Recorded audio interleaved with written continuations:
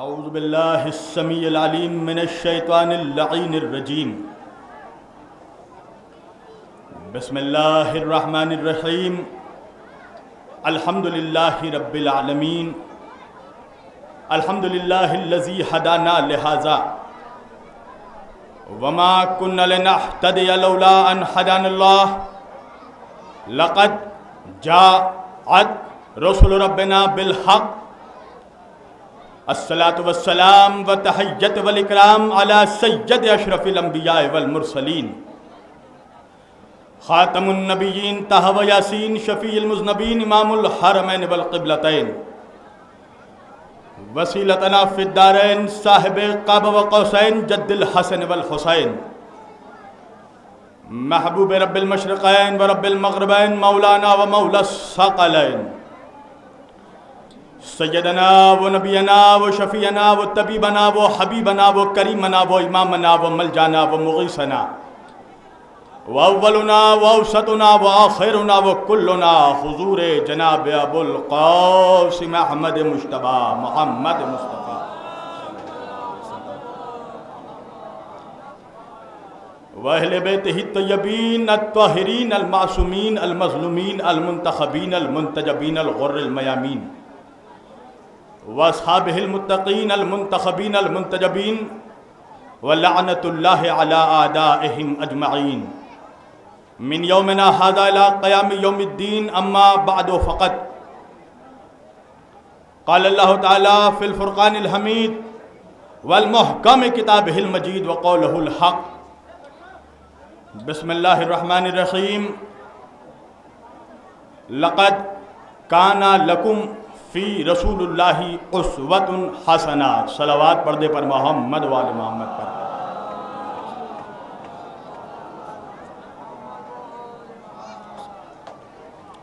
ہر سال کی طرح امسال بھی مجالس سید الشہداء امام حسین علیہ السلام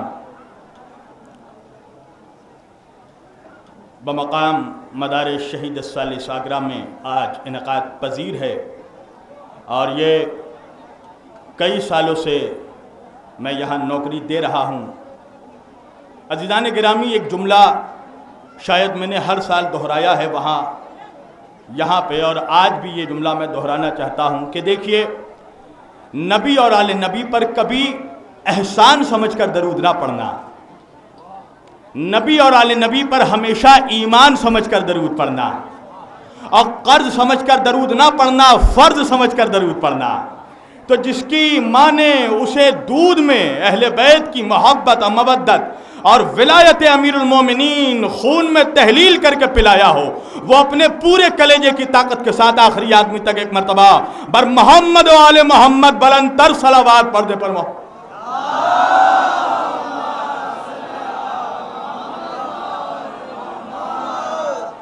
دیکھیے، جو لوگ مجھے سن چکے ہیں وہ تو میرے مزاج سے واقف ہیں، اور جنہوں نے نہیں سنا اب تک میں ان کے لیے عرض کر دوں کہ بچپن سے لے کر آج تک میں قبرستان میں پڑھنے کا عادی ہی نہیں، اس لیے کہ میدان کا آدمی ہوں، میدان میں بولتا ہوں، کیونکہ ہم نے اپنے رہبروں کو قبرستان سے نہیں پایا، ہم نے جسے بھی پایا اسے میدان سے پایا ہے۔ ہم نے نبی کو پایا تو بدر کے میدان سے، علی کو پایا تو غدیر کے میدان سے، فاطمہ کو پایا تو مباہلے کے میدان سے، حسن کو پایا تو صفین کے میدان سے، حسین کو پایا تو کربلا کے میدان سے۔ ہم میدانی لوگ ہیں، لہذا میدان میں خاموشی اچھی نہیں ہوتی۔ اللہ نے زبان اس لیے نہیں دی عزیزان گرامی کہ اسے چائے اور نکہ خانوں میں بیٹھ کر ایک دوسرے کی غیبت کے لیے استعمال کرو۔ اللہ نے زبان ہی اس لیے دی ہے کہ علی کے نام پر بولو، علی کے فضائل ہوں تو بولو، اس لیے کہ علی کی محبت کے لیے ایک جملہ جو میں ہر جگہ عرض کرتا ہوں، بارگاہ نجف اشرف میں شب 13 کو بھی میں نے عرض کیا تھا کہ قسم خدا کی، علی سے محبت کرنے کے لیے شیعہ ہونا شرط نہیں ہے۔ جہاں تک میری آواز پہنچ رہی ہے، مجمع جہاں تک کھڑا ہے، تمام دنیا کے 1 ارب 80 کروڑ مسلمانوں کو شبیر علی وارثی یہ پیغام دے رہا ہے کہ قسم خدا کی، علی سے محبت کے لیے شیعہ ہونا شرط ہی نہیں، علی سے محبت کرنے کے لیے سنی ہونا بھی شرط نہیں، علی سے محبت کرنے کے لیے وہابی ہونا بھی شرط نہیں، علی سے محبت کرنے کے لیے بریلوی ہونا بھی شرط نہیں، علی سے محبت کرنے کے لیے فقط حلالی ہونا شرط ہے۔ اللہ اکبر، اللہ اکبر، مولا کی قسم، علی سے محبت کرنے کے لیے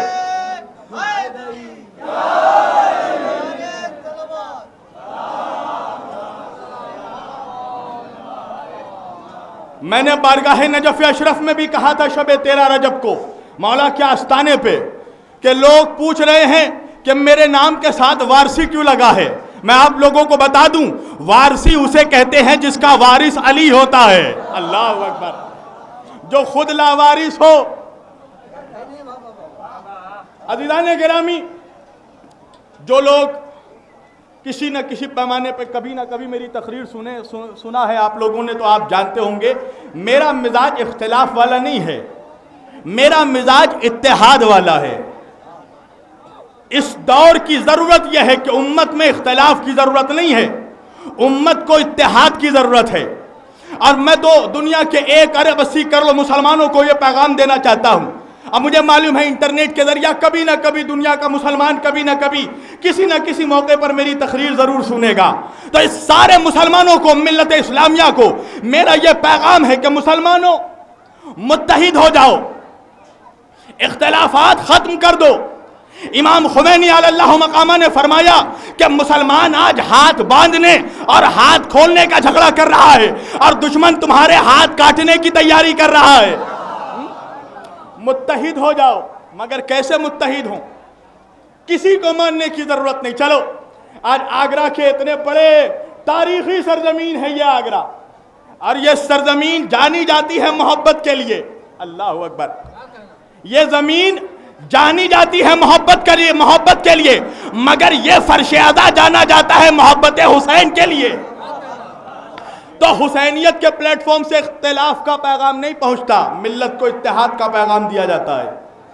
سارے مسلمانوں سے بلا تفریق مذہب و ملت و قوم و ادیان و تحریکات، شبیر علی وارثی آج آگرہ سے یہ پیغام دے رہا ہے، مسلمان متحد ہو جاؤ، اور تمہیں کسی کو ماننے کی ضرورت نہیں، کسی کو پہچاننے کی ضرورت نہیں، بس ایک ذات کو مان لو، ایک ذات کو پہچان لو اور ایک ذات کو سمجھ لو، اور وہ دنیا اسلام کا نان کنٹروورشیل فگر ہے، انڈسپیوٹڈ پرسنالٹی آف اسلام۔ کون؟ ہمارے اور آپ کے آقا و مولا حضور احمد مجتبی محمد مصطفیٰ صلی اللہ علیہ وآلہ وسلم۔ اس ذات پہ کسی کو اختلاف نہیں، سب متحد ہیں، سب انہی کا کلمہ پڑھتے ہیں، ذات رسالت پہ کسی کو اختلاف نہیں۔ تو مسلمانوں، میں تمہیں یہ پیغام دیتا ہوں کہ سارے مسئلے حل ہو جائیں گے، ساری پرابلمز سولو ہو جائیں گے، شرط یہ ہے کہ تم اپنے نبی کو مان لو۔ اللہ اکبر، اللہ اکبر، نبی کو مان لو۔ جو نوجوان کھڑے ہیں میں ان تک بھی پیغام پہنچا رہا ہوں، نوجوانوں نبی کو مان لو۔ مگر میں کیا کروں قبلہ کہ پرابلم کا سولیوشن اس وقت تک نہیں نکل سکتا جب تک دنیا کا مسلمان فقط نبی کو مانے۔ پرابلم کا سولیوشن تب نکلے گا جب مسلمان نبی کو مانے اور نبی کی مانے۔ اللہ بہت عظیم پیغام دے رہا ہوں۔ پرابلم کا سولیوشن کب نکلے گا قبلہ؟ کہا مسلمان صرف اگر نبی کو مانتا رہا تو مسائل حل نہیں ہونے والے۔ مسائل حل کب ہوں گے حضرت؟ جب مسلمان نبی کو مانے اور نبی کی مانے۔ اللہ اکبر۔ اب میرا یہ جملہ، میری یہ بات، میرا یہ میسج، میرا یہ پیغام سن کر کوئی خفا ہو نہ ہو جو نام نہاد ملا ہیں، نہیں، ایک اور جملہ کر دوں، ملا بھی نہیں، کٹ ملا۔ اب یہ جتنے کٹ ملا تھے یہ میری باتوں سے کٹ گئے، سب ناراض ہو گئے۔ مولانا آپ کیسی بہکی بات کر رہے ہیں؟ میں نے کہا بھائی میں نے کیا غلط کہا؟ میں نے کہا نبی کو مانو اور نبی کی مانو.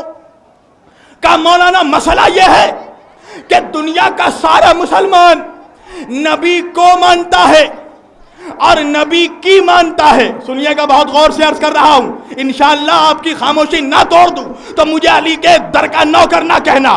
کہا مولانا ہم نبی کو مانتے ہیں، نبی کی مانتے ہیں. میں نے کہا اچھا آپ نے نبی کو مانا؟ کہا ہر کچھ نبی کے کہنے پہ تو مانا. میں نے کہا یہ بتاؤ نماز کس لیے پڑھتے ہو؟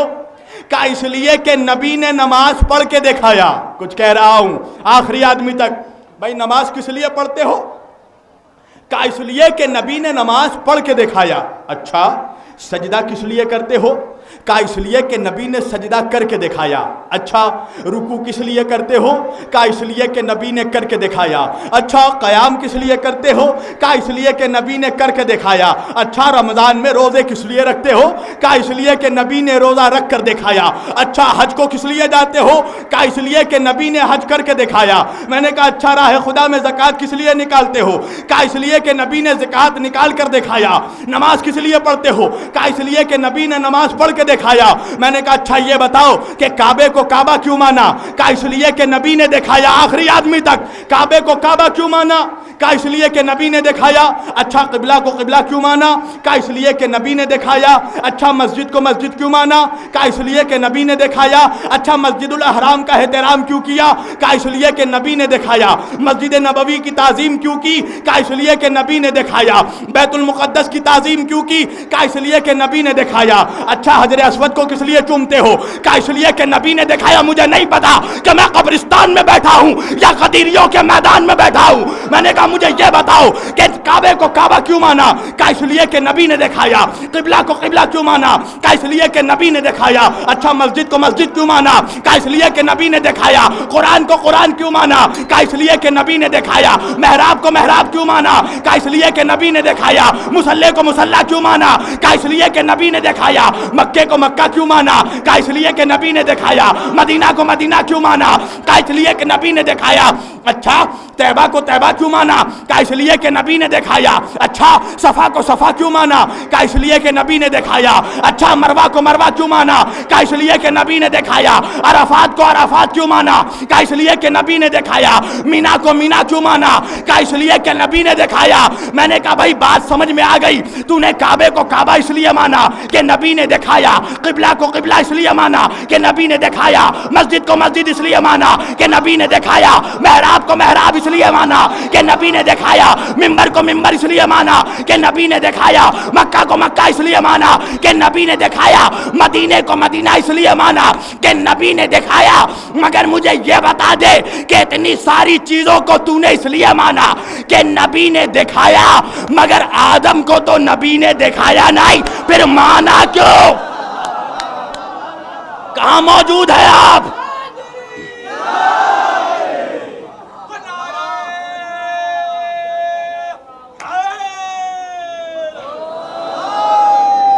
مجھے اتنا معلوم ہے کہ میں سہارنپور میں نہیں آگرہ میں پڑھ رہا ہوں، موالیوں حلالیوں مولائیوں کے بیچ پڑھ رہا ہوں. میں نے کہا یہ بتا کہ اتنی ساری چیزوں کو تو نے اس لیے مان لیا کہ نبی نے دکھایا، مگر مجھے یہ بتا کہ آدم کو تو نبی نے دکھایا نہیں، پھر مانا کیوں؟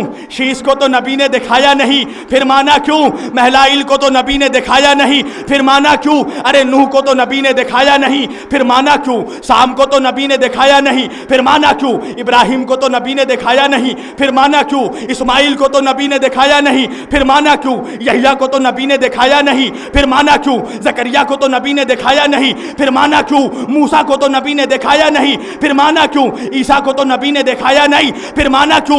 ارے جبریل کو آتے ہوئے نہیں دیکھا، پھر مانا کیوں؟ میکائیل کو تو دکھایا نہیں، پھر مانا کیوں؟ اسرافیل کو تو دکھایا نہیں، پھر مانا کیوں؟ عزازیل کو تو دکھایا نہیں، پھر مانا کیوں؟ جناتوں کو تو دکھایا نہیں، پھر مانا کیوں؟ ملائکہ کو تو دکھایا نہیں، پھر مانا کیوں؟ فرشتوں کو تو دکھایا نہیں، پھر مانا کیوں؟ حد تو یہ ہے کہ جنت تو دکھائی نہیں، پھر مانا کیوں؟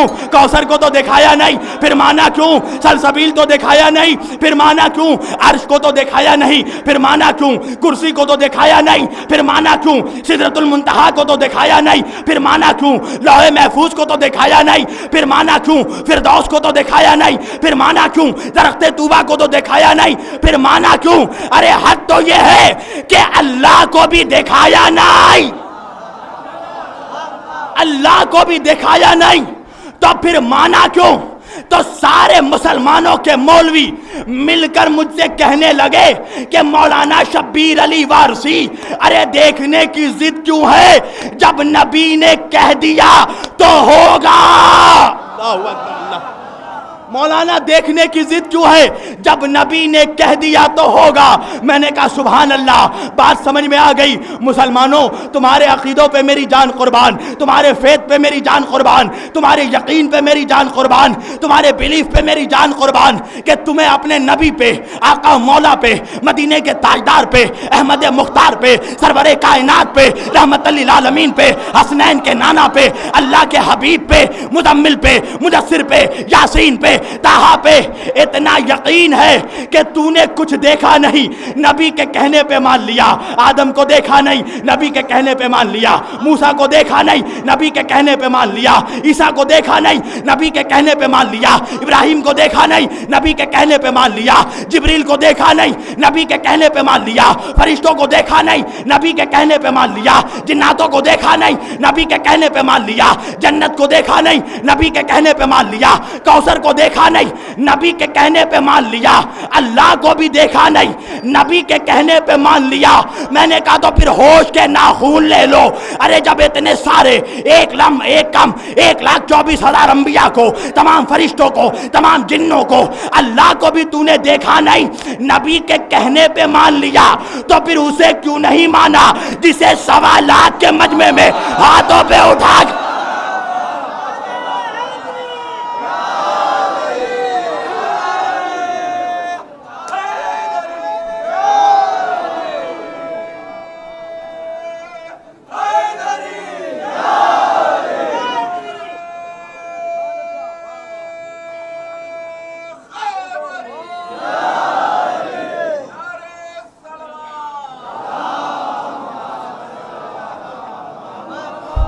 مجھے لگ رہا ہے کہ سورج کی گرمی نے شاید ولایت علی کی محبت کی گرمی کو ٹھنڈا کر دیا ہے۔ قسم خدا کی علی کا نعرہ لگانے کا یہ حق نہیں ہے، اس سے بلند آواز سے تو ہسپتال میں لیٹا ہوا مریض بھی علی کا نام لیتا ہے، اس لیے کہ وہ بھی جانتا ہے شفا ملے گی تو علی کے نام پہ۔ ماشاء اللہ آپ تو صحت یاب لوگ موجود ہیں۔ میں نے کہا اتنی ساری چیزوں کو تو نے مانا، دیکھا نہیں، نبی کے کہنے پہ مان لیا، تو پھر اسے کیوں نہیں مانا جسے ہاتھوں پہ اٹھا کر دکھایا؟ اسے کیوں نہیں مانا جسے کاندھوں پر بٹھا کر دکھایا؟ اب بیٹھا صرف باپ نہیں بیٹھا ہے، بیٹے بھی بیٹھے ہیں۔ کچھ کہہ رہا ہوں، صرف باپ نہیں بیٹھا، بیٹے بھی بیٹھے ہیں۔ باپ کھڑا رہا، بیٹھا بیٹھ گیا۔ خانہ کعبہ کے بتوں کو توڑ رہے ہیں نبی، فتح مکہ ہو چکا ہے، 3 بڑے بڑے بت، اللہ جانے آپ کہاں سن رہے ہیں، 3 بڑے بڑے بت۔ نبی نے کہا علی ایک کام کرو، تم میرے کندھوں پہ سوار ہو جاؤ۔ کہا آقا آپ میرے کندھے پہ سوار ہو جائیے۔ اللہ اکبر، آپ میرے کندھے پہ سوار ہو جائیے۔ کہا نہیں علی تم میرے کندھوں پہ سوار ہو جاؤ۔ کہا یا رسول اللہ جو آپ کا حکم۔ علی نبی کے کندھوں پہ سوار ہوئے۔ اللہ اکبر، علی بھی سوار ہوئے۔ عید کا موقع آیا، دونوں اولاد بھی سوار ہوئے۔ مولوی پریشان ہو گیا۔ ارے مولوی تیری پریشانی کو تو ہم اور بڑھائیں گے۔ مولوی پریشان ہو گیا، کہا رے آپ نے تو حسنین کو نبی سے بڑھا دیا، آپ نے تو علی کو نبی سے بڑھا دیا۔ میں نے کہا کیوں؟ کہا رے وہ مہر نبوت ہے، وہ نبی کے کاندھے ہیں، وہ ملا کا کاندھا نہیں ہے، وہ مولا کا کاندھا ہے، وہ کٹ ملا کا کاندھا نہیں ہے، وہ رسول اللہ کا کاندھا ہے۔ ارے اس پہ تو مہر نبوت نصب ہے، اس پہ تو لا الہ الا اللہ لکھا ہے، اس پہ تو محمد رسول اللہ لکھا ہے، شان نبوت پہ تو قرآن لکھا ہے، اس میں تو مہر نبوت ثبت ہے، اور مہر نبوت نبوت کے اوپر، علی کے قدم مہر نبوت کے اوپر، حسن کے قدم قرآن کے اوپر، حسین کے قدم. میں نے کہا بات یہ ہے کہ اللہ نے تجھے ابو جہل کی نسل میں پیدا کیا ہے تو تیرے جہل میں، تیری ذہنوں میں، تیری عقلوں میں ابو جہل سوار ہے. کہا کیا مطلب؟ میں نے کہا یہ بتا کہ اگر قرآن کے اوپر میتھمیٹکس کی کتاب رکھ دی جائے تو جائز ہے؟ کہا نہیں. میں نے کہا قرآن کے اوپر ہسٹری رکھ دی جائے جائز ہے؟ کہا نہیں. میں نے کہا قرآن کے اوپر اگر جغرافیہ رکھ دوں جائز ہے؟ کہا نہیں. میں نے کہا قرآن کے اوپر اگر رامائن رکھ دوں جائز ہے؟ کہا نہیں. میں نے کہا قرآن کے اوپر اگر گیتا رکھ دوں جائز ہے؟ کہا نہیں. میں نے کہا اگر قرآن کے اوپر قرآن رکھ دو، کہا بالکل جائز ہے. میں نے کہا رے جاہل، کعبے میں یہی ہو رہا تھا، نبوت کے قرآن کے اوپر ولایت کا قرآن.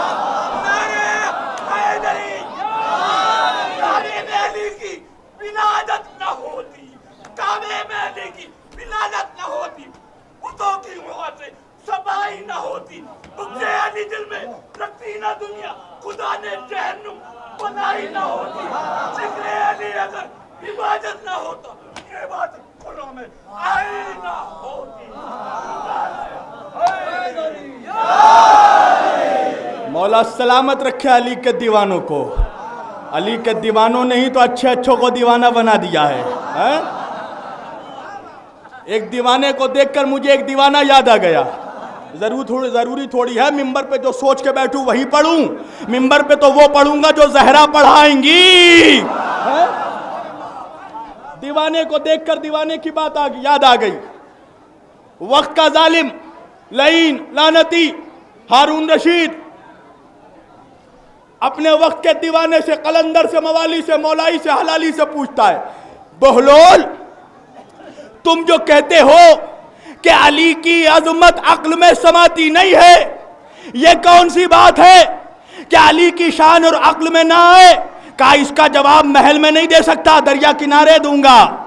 کہا چلو دریا کنارے. بہلول گیا دریا کنارے، ایک گڑھا بنایا، دریائے دجلہ کا پانی لیتا ہے، گڑھے میں ڈالتا ہے، پانی لیتا ہے، گڑھے میں ڈالتا ہے، پانی لیتا ہے، گڑھے میں ڈالتا ہے. دیوانے کو دیکھ کر وقت کا عقل مند پاگل ہو گیا، دیوانہ ہو گیا. کہنے لگا بہلول عجیب دیوانگی ہے، دریائے دجلہ کا پانی لیتے ہو، گڑھے میں ڈالتے ہو کس لیے؟ کہا میں یہ چاہتا ہوں کہ آج دریائے دجلہ کا سارا پانی اس چھوٹے سے گڑھے میں سما دوں، اس چھوٹے سے گڑھے میں سما دوں. کہا پاگل ہو گئے ہو، اتنے بڑے دریا کا پانی اتنے چھوٹے سے گڑھے میں؟ کہا پاگل میں نہیں، تو ہو گیا ہے. اتنا بڑا علی تیری چھوٹی عقل میں.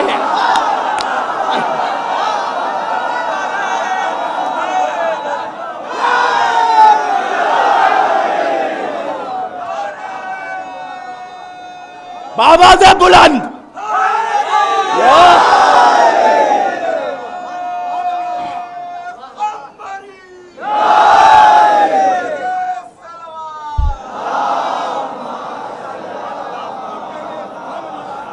اتنا بڑا علی تیری جیسی چھوٹی عقل میں.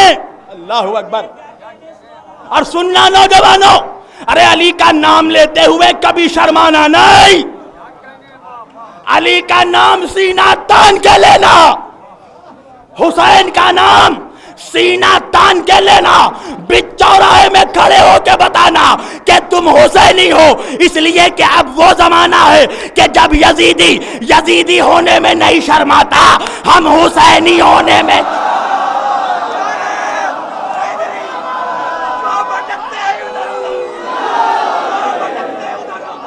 سمندر کو چھوڑ کر جو بھٹکتے ادھر ادھر، سمندر کو چھوڑ کر وہ دیکھ اور آ گیا یزید کے لشکر کو چھوڑ کر.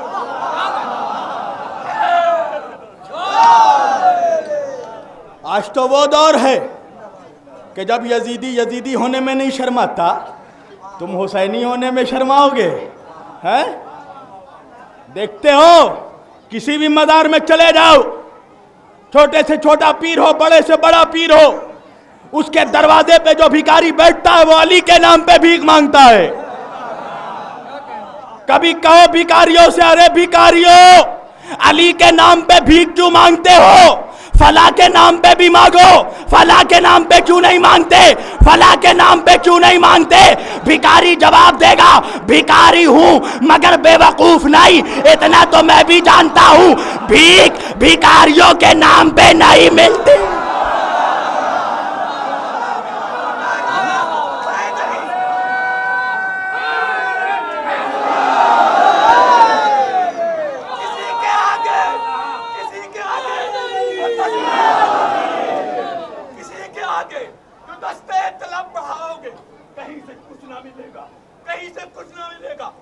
مایوس لوٹ آؤ گے، ہمیں یہ بات فقیروں کی زندگی سے ملی، خدا کے گھر میں ملی، ایک تو اب بالکل پریشان مت ہوئیے گا آپ، میں وقت نہیں دیکھتا، وقت وہ دیکھے جس کا پیر وقت کا محتاج ہو۔ جو لوگ سن چکے ہیں یاد ہوگا پہلے سال آیا تھا تو تقریباً 3.25 گھنٹے تقریر ہوئی تھی۔ ہاں تو آپ بیدار ہو کے سنیے، جب تک آپ بولتے رہیں گے تب تک میں بولتا رہوں گا۔ کہ اتنا تو ہم بھی جانتے ہیں بھیک بھکاریوں کے نام پہ نہیں ملتی۔ وقت کا بہت بڑا بادشاہ ہے نادر شاہ، جا رہا ہے مولا کے روزے میں، بارگاہ نجف میں۔ کون بارگاہ میں؟ جہاں کتے نہیں جاتے، کچھ کہہ رہا ہوں، اللہ اکبر۔ اب مجھے سارے واقعات میں کھول کھول کے پڑھوں تو شب بیداری ہو جائے گی۔ ہارون رشید کے کتے جا رہے شکار میں، نجف کے پہاڑ پہ نہیں چڑھتے۔ ہارون رشید نے کسی سے پوچھا میرے کتے ہر جگہ جاتے ہیں، اس پہاڑی پہ کیوں نہیں چڑھتے؟ کہا یہاں پر علی کا روضہ ہے، اور جہاں پر علی ہو وہاں کتے نہیں جاتے۔ اب ضروری نہیں ہے ہر کوئی حسین کی مجلس میں آ جائے، اس لیے کہ آئیں گے انسان، کتے نہیں آئیں گے۔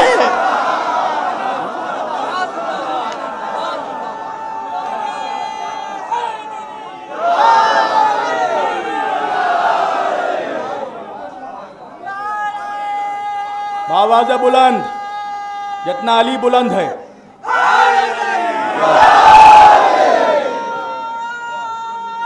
حیدری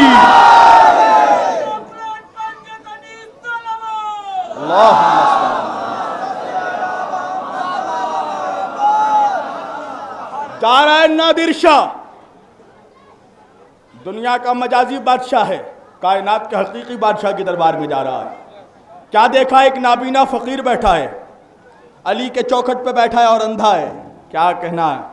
علی کے چوکھٹ پہ بیٹھا ہے، نابینا ہے۔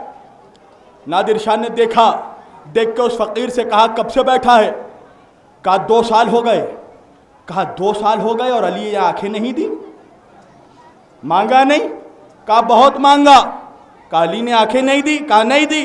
کہا جا رہا ہوں میں اندر اور میرے مولا کے روزے کی زیارت کر کے باہر نکلوں گا، اگر آنکھیں نہیں آئی تو تیری گردن اڑا دوں گا، قتل کر دوں گا۔ اب جیسے ہی یہ کہہ کے نادر شاہ اندر گیا، ادھر سے نادر شاہ گیا، ادھر سے وہ فقیر دوڑتا ہوا گیا، مولا کی جالی کو تھاما، کہا او شہنشاہ نجف میری آنکھیں لوٹا دو، میری آنکھوں کی بینائی مجھے واپس کر دو مولا، ورنہ یہ بادشاہ مجھے قتل کر دے گا، میری گردن اڑا دے گا۔ اب نادر شاہ زیارت کر کے باہر نکلا، کیا دیکھا؟ فقیر کی آنکھیں آ گئی، فقیر کی آنکھیں آ گئی، مسکراتا ہوا آگے بڑھ گیا۔ اب یہ فقیر دوڑتا ہوا پیچھے پیچھے گیا، نادر شاہ کے قدموں میں گرا اور گر کے کہنے لگا نادر شاہ بادشاہ سلامت کچھ عرض کرنا چاہتا ہوں۔ کہا پہلے یہ بتا کہ علی نے آنکھیں دے دی؟ کہا آنکھیں دے دی۔ کہا سبحان اللہ۔ فقیر نے کہا میں اگر جان کی امان پاؤں تو ایک سوال کرنا چاہتا ہوں۔ کہا کیسا سوال؟ کہا یہ بتائیے کہ اگر آج مجھے علی نے آنکھیں نہیں دی ہوتی تو کیا آپ میری گردن اڑا دیتے؟ کیا آپ مجھے قتل کر دیتے؟ نادر شاہ نے کہا نہیں، نہ میں تیری گردن اڑاتا نہ میں تجھے قتل کرتا۔ کہا تو پھر کہا کس لیے؟ کہا اس لیے کہ دیکھنا چاہتا تھا کہ تجھے لینا نہیں آتا یا علی کو دینا۔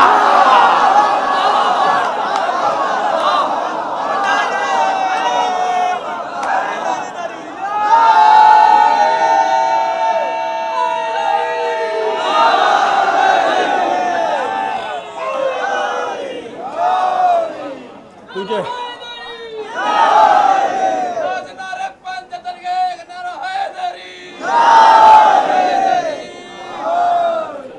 تجھے لینا نہیں آتا یا علی کو دینا نہیں آتا، اب پتہ چلا کہ تیرے مانگنے میں کمی تھی، اس کی عطا میں کمی نہیں تھی۔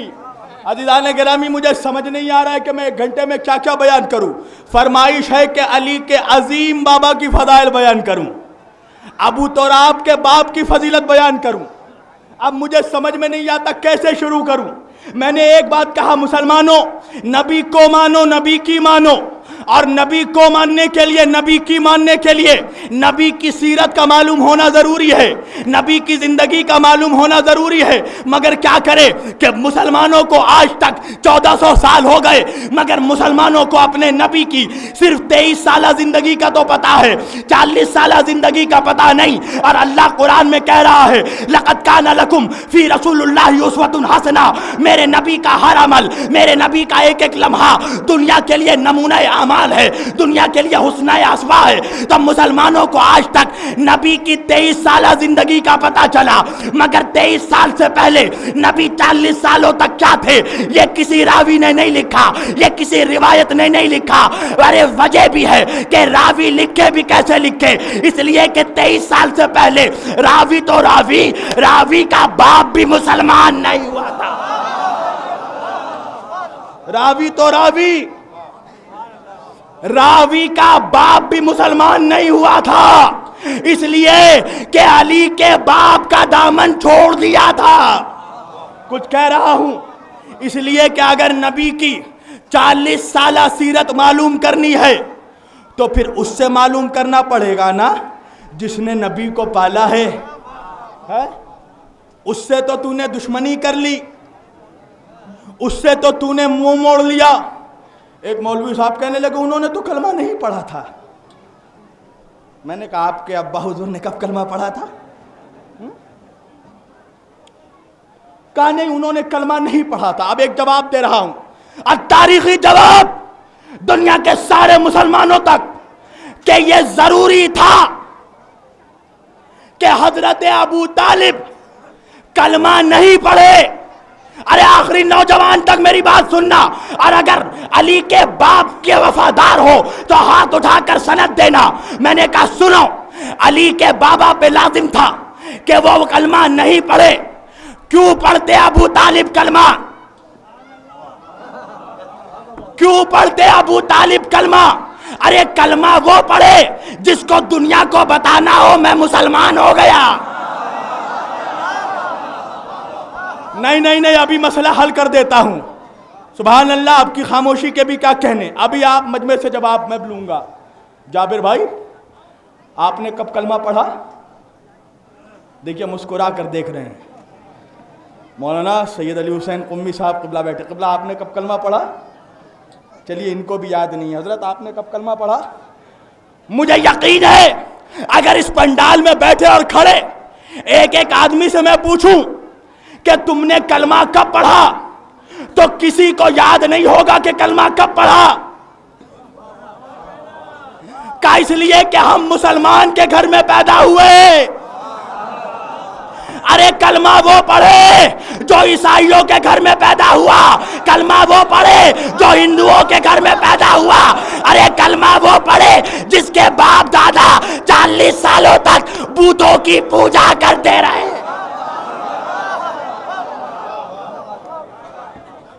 کلمہ وہ پڑھے جس کے باپ دادا ہندو ہوں، کلمہ وہ پڑھے جو آتش پرستوں کے گھر پیدا ہوا ہو۔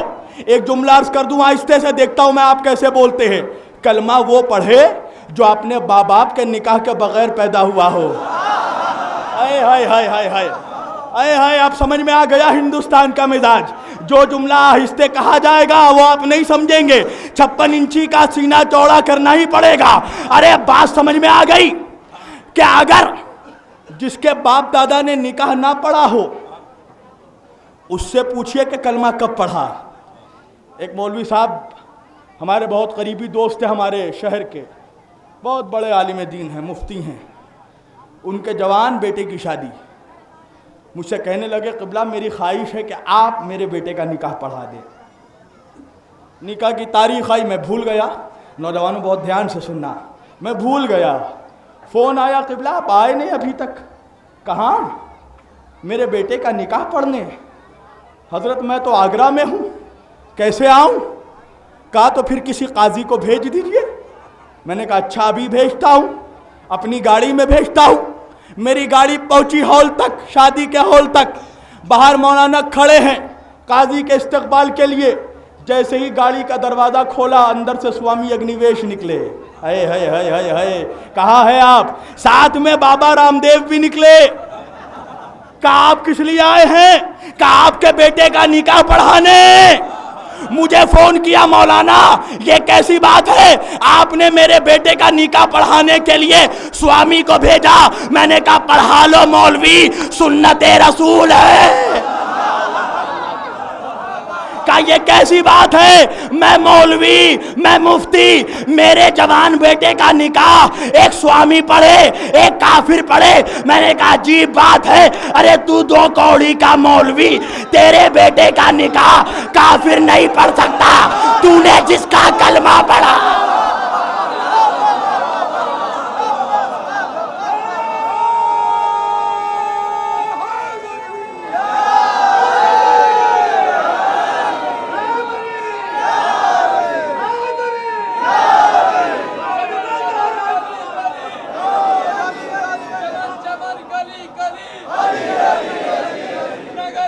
بلند آواز سے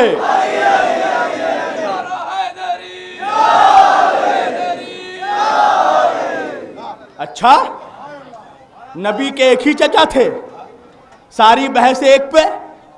نبی کے تو 9 چچا تھے، 9 کا تو مولویوں کو آج تک نام بھی نہیں پتا ہوگا ہے؟ نبی کے کتنے چچا؟ 9 چچا۔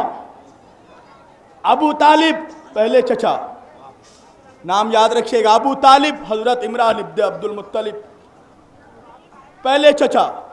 دوسرے عباس ابن عبد المطلب، تیسرے امیر حمزہ، چوتھے جناب حارث، پانچویں جناب زبیر، چھٹے جناب مکون، ساتویں جناب ایداد، آٹھواں ابو لہب، ابو لہب، نواں جناب مکون۔ ٹوٹل 9 چچا ہے نبی کے، 9 میں سے کسی پہ بحث نہیں ہوتی۔ کبھی سنا آپ نے کہ عباس ابن عبد المطلب نے کلمہ پڑھا تھا یا نہیں؟ امیر حمزہ نے کب کلمہ پڑھا؟ زبیر نے کب کلمہ پڑھا؟ ایداد نے کب کلمہ پڑھا؟ حجل نے کب کلمہ پڑھا؟ ایداد نے کب کلمہ پڑھا؟ جب بحث ہوتی ہے ابو طالب پہ ہوتی ہے۔ اچھا ابو طالب کے 3 بیٹے، پہلے بیٹے طالب، دوسرے بیٹے عقیل، دوسرے بیٹے جعفر، تیسرے بیٹے عقیل، چوتھے بیٹے علی۔ کبھی آپ نے سنا اس پہ بحث ہوئی ہو؟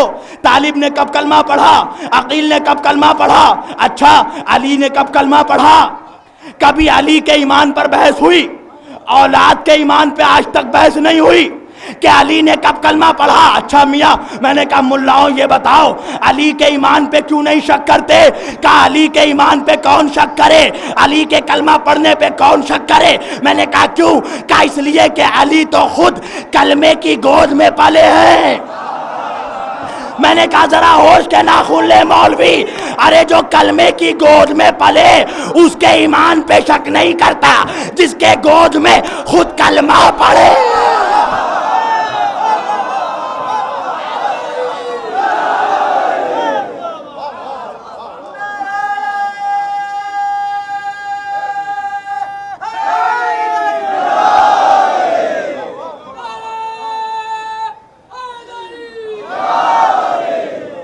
آج تک مولویوں نے نبی کے باقی چچاؤں پہ بحث نہیں کی، کبھی نہیں کہا کہ حضرت عباس نے کلمہ پڑھا تھا یا نہیں، حمزہ نے کلمہ پڑھا تھا یا نہیں، ایداد نے کلمہ پڑھا تھا یا نہیں، حجل نے کلمہ پڑھا تھا یا نہیں، مکون نے کلمہ پڑھا تھا یا نہیں، طالب نے کلمہ پڑھا تھا یا نہیں، جعفر نے کلمہ پڑھا تھا یا نہیں، عقیل نے کلمہ پڑھا تھا یا نہیں، علی نے کلمہ پڑھا تھا یا نہیں۔ تو ایک بات یاد رکھ مولوی، یا تو ان سارے لوگوں کا کلمہ مجھے تاریخ میں دکھا دے، یا پھر یہ مان لے کہ محمد کا گھرانہ کلمہ پڑھنے نہیں آیا تھا، کلمہ پڑھانے۔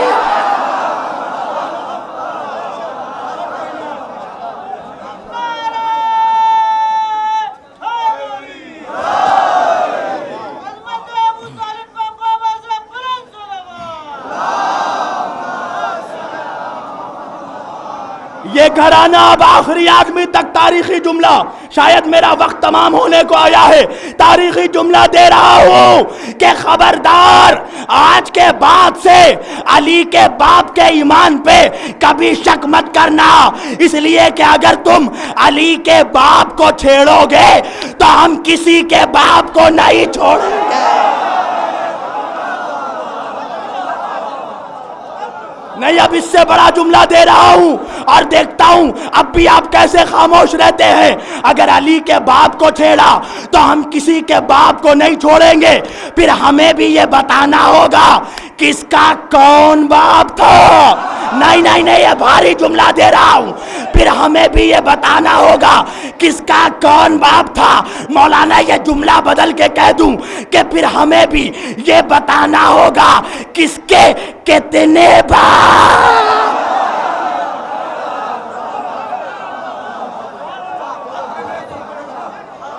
سبحان اللہ، آپ کی خاموشی کے بھی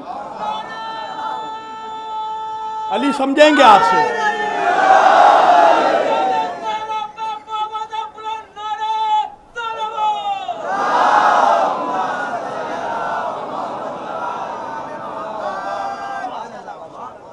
یاد رہے گا نا یہ جملہ، علی کے باپ کو چھیڑو گے تو ہم کسی کے باپ کو نہیں چھوڑیں گے۔ اس محفل سے اٹھ کر وہی جائے گا جس کو اپنے باپ کا نام یاد نہیں ہوگا۔ علی کے باپ کو چھیڑو گے تو ہم بھی بتائیں گے کس کا کون باپ تھا، یا پھر یہ بتا دیں گے کس کے کتنے باپ تھے۔ اللہ اکبر، کیا عظمت ہے جناب ابو طالب کی، قسم خدا کی مسلمانوں احسان مانو کہ آج جو تم کلمہ پڑھ رہے ہو یہ ابو طالب کا احسان ہے، ورنہ سنو، یا تو ابو طالب کے قدموں پہ آج سے سر جھکا لو، یا تو پھر آج کے بعد اجمیر، دیوار، دلی ان تمام درگاہوں میں جانا چھوڑ دو۔ ایک بہت بڑا جملہ عرض کر رہا ہوں، یا جتنی خانقاہیں ہیں ان کے دروازوں پہ تالا لگا دو، جتنی درگاہیں ہیں ان کے دروازوں کو بند کر دو، اس لیے کہ حسن ابن علی سے لے کر حسین ابن علی تک، حسین ابن علی سے لے کر امام زین العابدین تک، امام زین العابدین سے لے کر امام محمد باقر تک، امام محمد باقر سے لے کر امام جعفر صادق تک، امام جعفر صادق سے لے کر امام موسیٰ کاظم تک، امام موسیٰ کاظم سے لے کر امام علی رضا تک، امام علی رضا سے لے کر امام محمد تقی تک، امام محمد تقی سے لے کر امام علی النقی تک، امام علی النقی سے لے کر امام حسن عسکری تک، امام حسن عسکری سے لے کر وقت کے امام تک، وقت کے امام سے لے کر خواجہ معین الدین چشتی تک، خواجہ معین الدین چشتی سے لے کر وارث علی شاہ تک، ارے حسن ابن علی سے لے کر وارث علی تک، یہ جتنے سادات ہیں اگر ان سب کے نانا مصطفیٰ ہیں تو دادا ابو طالب۔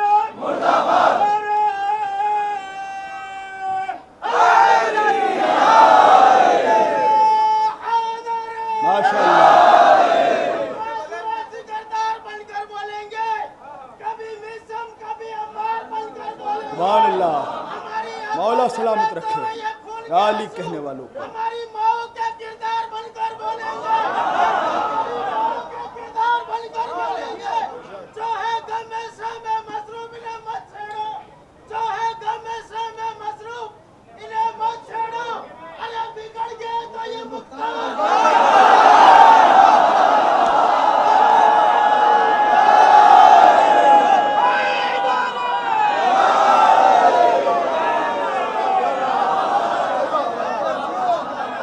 بن کے چھوڑیں گے نہیں، بن کے چھوڑیں گے نہیں، بن چکے ہیں، تبھی تو شام میں بھگوڑوں کی اولادیں بھاگ رہی ہیں. آج بھی دکھا رہے ہیں ابو طالب کا لہو اپنا جمال و جلال دکھا رہا ہے. اصل میں وجہ یہ ہے قبلہ، آپ نے کئی شعر پڑھے، میں ایک شعر پڑھتا ہوں. آخر وجہ کیا ہے کہ دنیا والے علی کے باپ کو کافر کہتے ہیں.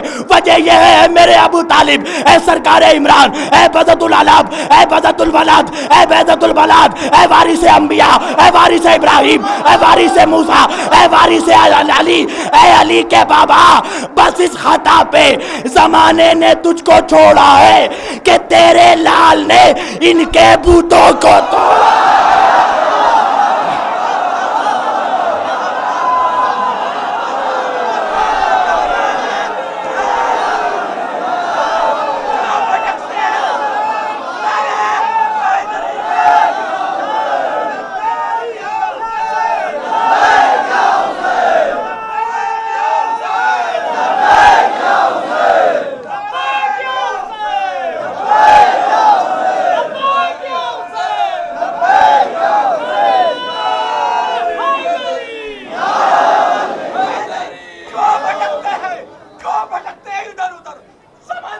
مولا سلامت رکھیں دیوانوں کو. بھٹکتے ہیں ادھر ادھر سمندر کو چھوڑ کر.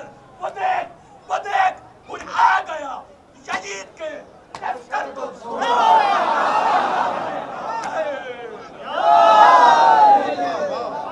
اللہ نے بخشا ابو طالب کو وہ بیٹا. چلو آج شعر میں ہی تقریر تمام کرتا ہوں. اللہ نے بخشا ابو طالب کو وہ بیٹا. کسی مائی کا لال میں دم ہے تو کاٹ کے دکھا دے میری بات کو. اللہ نے بخشا ابو طالب کو وہ بیٹا. ایسا تو زمانے میں کوئی لال نہیں ہے، ایسا تو زمانے میں کوئی لال نہیں. نوجوانوں سننا، ارے کافر ابو طالب کو وہی کہتا ہے جس کا ننیال تو معلوم ہے ددیا.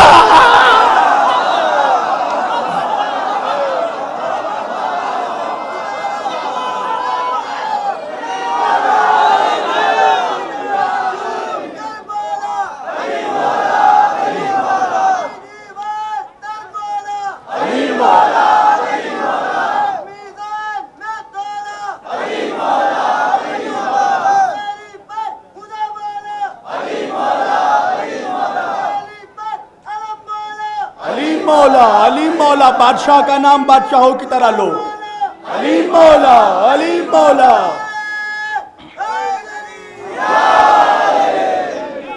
کافر ابو طالب کو وہی کہتا ہے جس کا ننیال تو معلوم ہے ددیال نہیں ہے. اللہ قرآن میں کہہ رہا والذین، سورہ انفال کی 74ویں آیت ہے. بسم اللہ الرحمن الرحیم. والذین آووا ونصروا والذین آووا ونصروا اولئک هم المؤمنون حقا. ارے وہ جو میرے محمد کو پالے، جو میری محمد کی مدد کرے، وہ فقط مومن نہیں ہے، مومن حقا ہے. قرآن کہہ رہا ہے مومن حقا ہے. اللہ قرآن میں کہہ رہا ہے میرے حبیب تم کافروں کی کسی بات کو نہ ماننا. اللہ اکبر. آپ کہاں بیٹھے ہیں مجھے پتا نہیں، مجھے معلوم ہے میں آگرہ میں ہوں، سہارنپور میں نہیں ہوں.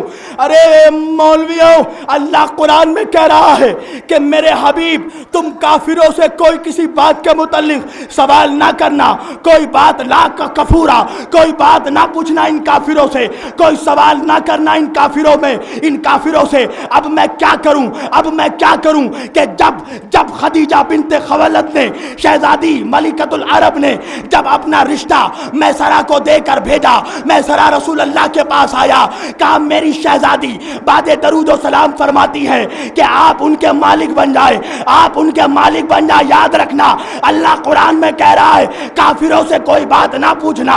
میسرہ کہہ رہا ہے میری شہزادی خدیجہ آپ سے فرماتی ہے یا رسول اللہ کہ آپ ان کے مالک بن جائے، آپ ان سے نکاح فرما لے، آپ ان کے نکاح فرما لے، ان کو رشتہ زوجیت میں داخل کر لے، آپ ان کے مالک بن جائے. تاریخی جواب سیرت ابن حشام نے لکھا کہ نبی نے فرمایا کہ تمہاری بی بی اتنی عظیم عورت ہے کہ اس کا رشتہ کا انکار تو میں نہیں کر سکتا، مگر میں کیا کروں میسرہ، بچپن سے لے کر آج تک میں نے کوئی بھی کام بغیر اپنے چچا ابو طالب سے پوچھے بنا نہیں کیا. اللہ اکبر، اللہ اکبر. میں نے کوئی کام، اب تاریخی جملہ دے رہا ہوں، میں نے آج تک کوئی کام اپنے چچا کے بغیر اجازت کے نہیں کیا۔ رسول اللہ حضرت ابو طالب کے پاس آئے، آ کے کہنے لگے چچا جان خدیجہ بنت خویلد نے رشتہ بھیجا ہے۔ حضرت ابو طالب کہتے ہیں بہت بہترین بی بی ہے، پاک دامن بی بی ہے، بہت اچھا گھرانہ ہے، بہت اچھا خاندان ہے، رشتہ قبول کر لو، اس سے نکاح کر لو، اس سے نکاح کر لو، آخری آدمی تک اس سے نکاح کر لو، اس سے نکاح کر لو۔ ارے مسلمانوں، ہم جو یہ کہتے ہیں کہ ابو طالب نے تمہارے نبی کا نکاح پڑھایا، یہ ابو طالب کے لیے کوئی بہت بڑی فضیلت نہیں ہے، یہ ابو طالب کی چھوٹی فضیلت ہے، آخری آدمی تک محنت کو رائے گا نہ جانے دیجیے گا۔ حضرت ابو طالب کا نبی کا نکاح پڑھانا چھوٹی بات ہے، بڑی بات تو یہ ہے مسلمانوں کہ ابو طالب نے تمہارے نبی کو نکاح کرنے کی اجازت دی ہے۔ پار ہو گیا میرا یہ جملہ، رائے گاہ ہو گئی محنت۔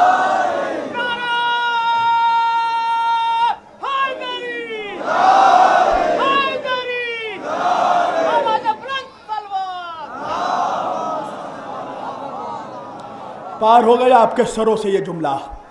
فضیلت یہ نہیں کہ نبی کا نکاح پڑھا، فضیلت یہ ہے مسلمانوں کہ تمہارے نبی کو نکاح کرنے کی اجازت دی۔ اگر اجازت نہ دیتے تو نبی کبھی نکاح نہیں فرماتے۔ اب کیا کہنے ہیں ابو طالب آپ کے کہ جو نکاح آپ نے پڑھا نسل رسول اسی نکاح سے چلی ہے۔ اللہ اکبر۔ آج اسی نسل سے نسل رسول چلی ہے۔ بس میں اپنی تقریر سمیٹ چکا ہوں۔ ہم علی کے چاہنے والے ہیں، علی حق کے ساتھ تھے، حق علی کے ساتھ تھے، ہم کسی کا حق نہیں مار سکتے۔ مجھے معلوم ہے کہ میرے بعد بھی ایک خطیب آپ سے خطاب فرمائیں گے، قسم خدا کی اس منبر پہ بیٹھ کے کہہ رہا ہوں، اگر آپ چاہیں اور مولا کی مرضی ہوئی تو میں ساری رات پڑھ سکتا ہوں، مگر کسی کا حق تلف کرنا یہ علی والوں کا شیوا نہیں ہے، یہ احسان ہے ابو طالب کا۔ اللہ اکبر، احسان ہے، کیا کہنے۔ کائنات میں بہت مظلوم شخصیت کا نام ہے ابو طالب۔ جب تک ابو طالب زندہ رہے مسلمانوں، کفاروں کی ہمت نہیں ہوئی کہ تمہارے نبی سے جنگ کر سکے۔ جتنی جنگیں ہوئی ہیں اسلام کی، وہ سب وفات ابو طالب کے بعد۔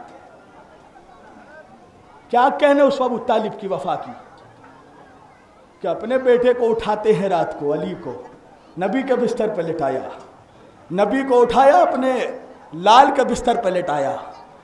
ہر رات ابو طالب جاگ جاگ کر یہ کام کیا کرتے تھے۔ ایک دن نبی نے پوچھا چچا جان آپ ایسا کیوں کرتے ہیں؟ مجھے علی کے بستر پہ لٹاتے ہیں، علی کو میرے بستر پر سلاتے ہیں۔ سننا جواب ابو طالب کا مسلمانوں، اور اگر غیرت ہو تو آج ابو طالب سے جا کر معافی مانگ لینا اس کی اولاد سے۔ کہا چچا جان آپ ایسا کیوں کرتے ہیں؟ مجھے راتوں کو اٹھا کر علی کے بستر پر سلاتے ہیں، علی کو اٹھا کر میرے بستر پر سلاتے ہیں۔ کہا میرے لال اس لیے کہ اگر درخت کے پیچھے چھپ کر تیرا کوئی دشمن تیرے اوپر تیر چلائے تو میں یہ چاہتا ہوں کہ تیر میری اولاد کے سینے پہ لگ جائے، تو بچ جائے۔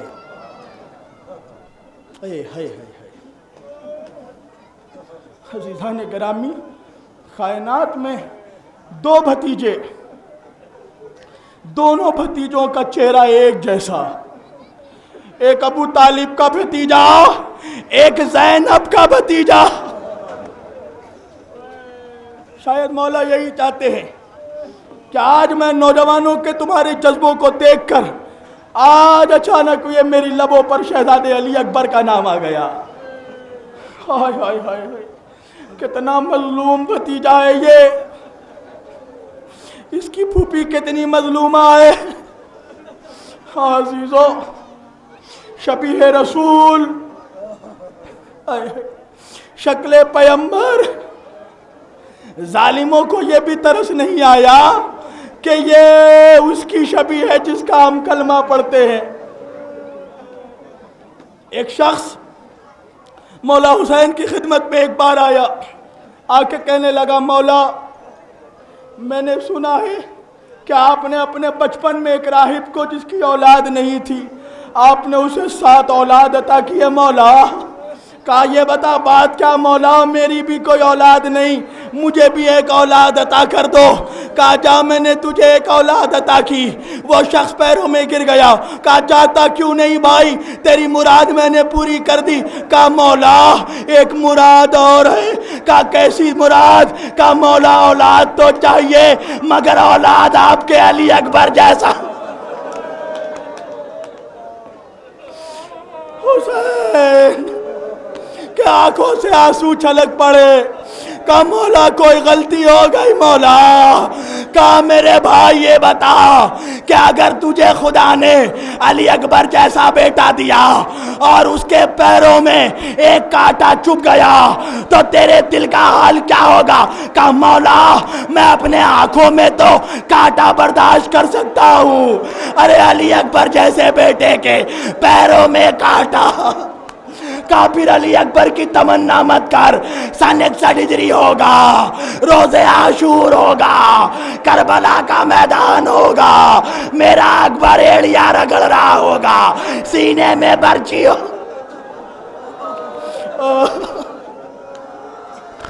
عزیزو میں کیا بیان کروں, قسم خدا کی میرے اندر اتنی طاقت نہیں رہتی کہ میں جناب علی اکبر کے مصائب پڑھائے بیان کروں.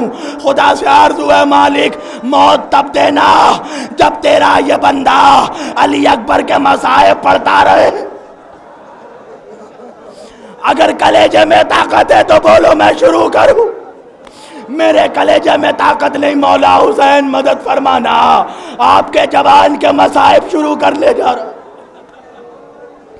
عزیزو کتنا نازک ہے یہ علی اکبر جسے پھوپھی نے پال کے بڑا کیا. عزیزو وہ وقت آیا عصر عاشور کا. عصر عاشور سے پہلے اب حسین کے لشکر میں بس 2 علی بچے ہیں, ایک 18 سال کا علی, ایک 6 مہینے کا علی. کہا بابا مجھے بھی اجازت دے دیجئے بابا. کہا بیٹا تم بار بار مجھ سے اجازت مانگتے ہو میرے لال, مگر تجھے تیری پھوپھی زینب نے پالا ہے. جاؤ پہلے اپنی پھوپھی سے اجازت لے کر آؤ. علی اکبر خیمے میں آئے, او پھوپھی جان اجازت دے دیجئے.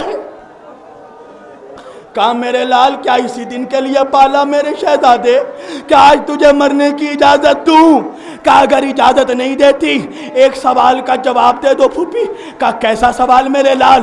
کہا یہ بتائیے میری ماں افضل ہے یا میرے بابا حسین کی ماں؟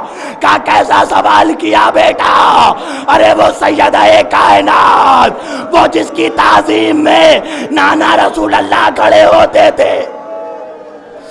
کابو بھی تو اتنا بتا دو کہ فاطمہ کا بیٹا میدان کربلا میں تہے تیغ ہو جائے, ام لیلا کا لال دیکھتا رہے. ایک مرتبہ گلے سے لگایا, پیشانی کا بوسہ لیا.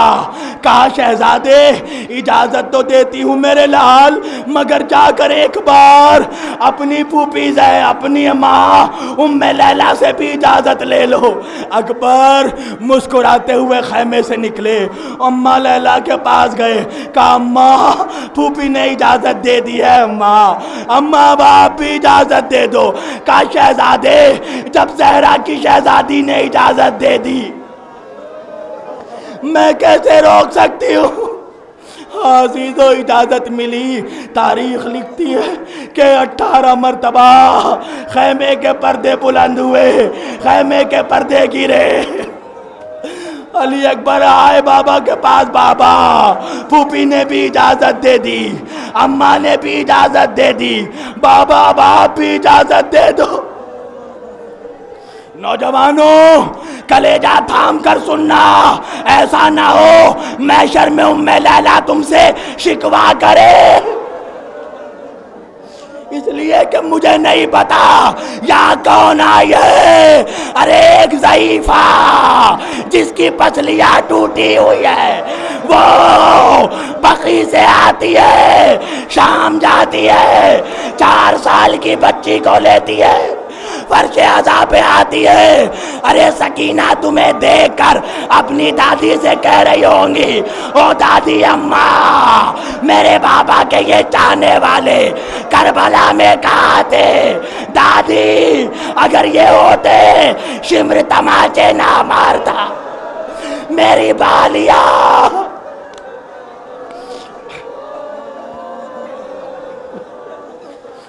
عزیزو، حسین نے اکبر کو سوار کیا. حسین نے اکبر کو سوار کیا. اکبر کا گھوڑا آگے بڑھا. اکبر نے مڑ کے دیکھا، ضعیف باپ پیچھے پیچھے چلا رہا ہے. اکبر نے گھوڑے کا رخ موڑا، بابا کے قدموں میں گئے. بابا پیچھے پیچھے کیوں آتے ہو؟ کہا میرے لال تو میرے نانا کی یادگار. اکبر عباس میری کمر توڑ چکا ہے. اکبر تم میرے آنکھوں کی روشنی. کہا بابا مجھے جانے دو. کہا ٹھیک ہے میرے لال جاؤ. اکبر آگے بڑھے، پھر مڑ کے دیکھا، پھر ضعیف باپ چلا رہا ہے. 3 مرتبہ ایسا ہوا. ایک مرتبہ اکبر اتر کے کہتے ہیں بابا اس طرح آتے رہے بابا تو میں میدان میں کیسے جاؤں گا بابا. ایک مرتبہ حسین نے کہا اکبر تم نہیں سمجھو گے اس لیے کہ تمہارے سینے میں ایک باپ کا دل نہیں ہے. کاش تم کسی جوان کے باپ ہو. عزیزو اکبر گئے. اکبر نے جنگ شروع کی. حمید ابن مسلم کہتا ہے کہ اکبر کی جنگ کا انداز یہ تھا کہ ایسا لگتا تھا کہ اکبر جم غفیر میں بھیڑ میں داخل ہوتے ہیں اور کسی کو دیکھ دیکھ کر چن چن کر قتل کرتے ہیں. میں نے جب یہ منظر دیکھا اور سوچا کہ اکبر ایسا کیوں لڑ رہے ہیں، لوگوں کو چن چن کے کیوں مارتے ہیں، تب پتا چلا کہ اکبر چن چن کر یزیدی لشکر کے بڑے بڑے سرماؤں کو، پہلوانوں کو مار رہے تھے. اس لیے کہ اکبر کو معلوم تھا اب ان میں سے جو بچے گا وہ میرے ضعیف بابا، وہ میرے ضعیف بابا سے. عزیزو حسین خیمے کے پاس کھڑے ہو گئے. ام لیلا حسین کے چہرے کو دیکھ رہی تھی. اکبر جب پہلوانوں کو قتل کرتے تھے حسین کا چہرہ کھل جاتا تھا. ایک مرتبہ حسین کا چہرہ زرد ہوا، حسین کا چہرہ مرجھایا. ام لیلا نے کہا میرے لال کی خیر. آقا کیا ہوا؟ کہا ام لیلا ایک بہت بڑا پہلوان اکبر کے مقابلے پہ آیا ہے، اللہ سے دعا کرو. ام لیلا مسلح پہ گئی، دعا کے لیے ہاتھ بلند کیا. اے یعقوب کو یوسف سے ملانے والے، اے ہاجرہ کو اسماعیل سے ملانے والے، مجھے میرے اکبر سے ملا. اکبر واپس آئے فتح کر کے. بابا کیسی جنگ کی؟ ہاں میرے لال، ہاں میرے لال، تم نے خیبر کی جنگ یاد دلا دی، تم نے اپنے دادا کی یاد دلا دی، تم نے جعفر طیار کی یاد دلا دی، تم نے فاتح خیبر کی یاد دلا دی. ہاں میرے لال خوب جنگ کی. کہا بابا جنگ تو کر رہا ہوں بابا، مگر پیاس کی شدت ایسی ہے بابا، گلا سوکھا جاتا ہے بابا. بابا اگر ایک قطرہ پانی کا مل جاتا. ہائے رے مظلوم حسین. اکبر کا سوال، لال پانی تو نہیں ہے، میری زبان چوس لو. اکبر نے حسین کی زبان چوسی، فوراً دہن ہٹایا. کیا ہوا میرے لال؟ بابا آپ کی زبان میں تو کانٹے پڑے ہوئے.